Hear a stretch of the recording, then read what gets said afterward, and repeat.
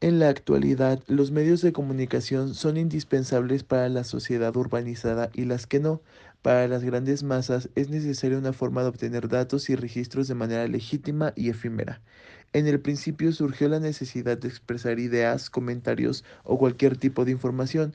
Posteriormente se volvió en una fuente de entretenimiento y hasta el día de hoy siguen evolucionando y renovándose constantemente. Empezamos con periódicos, radios, TV e Internet, que en México tuvieron diferentes auges y que prácticamente fueron sustituidos unos por otros hasta llegar a lo que hoy nos proporciona notas importantes sobre nuestra sociedad y el mundo. El sacerdote Juan Ignacio Castorena Ursúa y Goyeneche funda en México el 1 de enero de 1722 el primer periódico de América Latina. Fue nombrada como Gaceta de México y Noticias de Nueva España. Se trataba de una edición mensual que publicaba novedades de la ciudad y noticias llegadas desde la metrópoli. Contaba con secciones dedicadas a las diferentes regiones del virreinato y novedades comerciales, sociales y religiosas. La radio. En la década de los años 20, los presidentes Álvaro Obregón y Plutarco Elías Calles fueron los promotores de la radio en México. Ellos se dieron cuenta del alcance de este medio para los fines políticos, por lo cual fueron utilizados en las campañas electorales. Aunque ya se había realizado transmisiones independientes y experimentales, el 7 de septiembre de 1930 se logró la primera sesión de una radiofusora comercial. Así surgió la XEW y su programación incluía números musicales, radionovelas, noticias y programas de variedades. Hacia la década de 1940, la radio se convirtió en el medio de comunicación masiva más importante, tanto en el mundo como en México, donde pronto se popularizó ampliando su cobertura y programación. El número de hogares que contaba con un aparato radiofónico creció. Las personas se reunían alrededor para disfrutar de la programación. Por primera vez, la audiencia podía escuchar en vivo y en directo. Además, la radio contribuyó a la formación de figuras públicas como políticos, artistas y deportistas. Aunque las personas no los identificaban físicamente,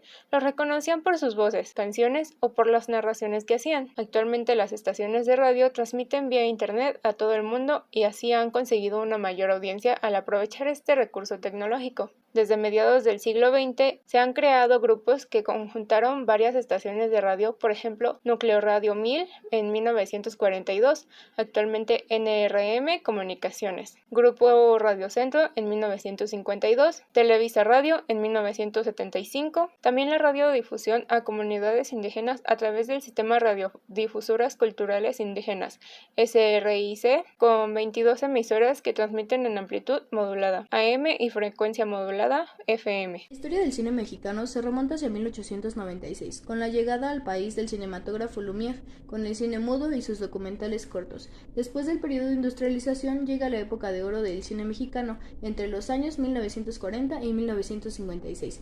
Este brillante periodo se fundamenta en torno a variados aspectos, como la creación de un sistema de financiación alrededor de la producción, distribución y exhibición de las películas que permitió que las ganancias obtenidas se pudieran reinvertir en la industria. La primera película que formó parte de aquella lista de filmes célebres que tuvo una gran aceptación tanto por el público nacional como por el extranjero fue la obra de Fernando de Fuentes, Allá en el Rancho Grande, estrenada en 1936, poniendo muy en alto el nombre de México como productor de películas. Esto se fortalece a causa de la Segunda Guerra Mundial, pues esta paralizó la industria fílmica de Alemania, Francia, Inglaterra y Estados Unidos. Gracias a esto se comienza a desarrollar un culto al actor, surgiendo figuras emblemáticas como Cantinflas, Pedro Infante, Jorge Negrete, Dolores del Río, María Félix y directores destacados como son Ismael Rodríguez y Emilio el Indio Fernández. En 1946 se fundó la Academia Mexicana de las Ciencias y Artes Cinematográficas, pues México era una especie de nuevo Hollywood. Pero, con la reactivación económica de muchos países, la época dorada del cine mexicano fue llegando a su fin, ya que las compañías productoras sacrificaban la calidad por los costos, dando como resultado películas de baja calidad.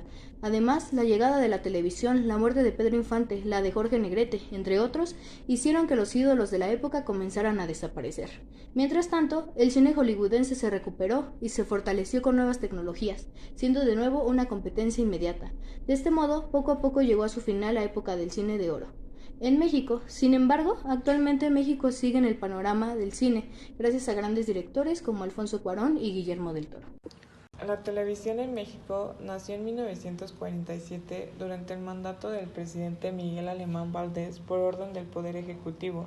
Bien indicó el Instituto Nacional de Bellas Artes. Comparar el modelo británico con el modelo comercial americano como base para el desarrollo de su proyecto en nuestro país.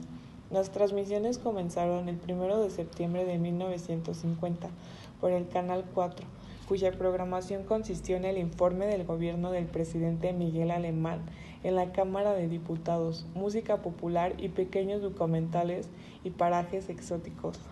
A inicio del sexenio de Luis Echeverría, el Telesistema y Televisión Independiente de México se encontraban en una especie de guerra mediática, cosa que ocasionó la disminución de calidad en sus contenidos, por lo cual ambas empresas dedicaron fusionarse y formar televisión vía satélite en el año 1972 y 1973, hoy conocido como Televisa.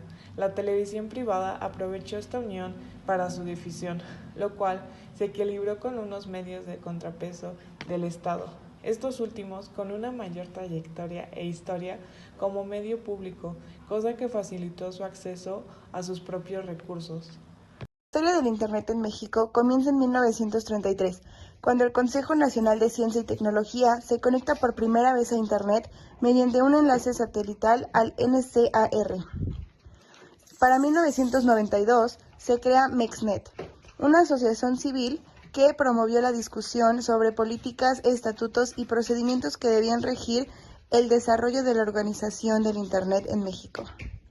Para 1993 existía una serie de redes ya establecidas en el país, algunas de ellas MEXNET, Red UNAM y Red ITSM.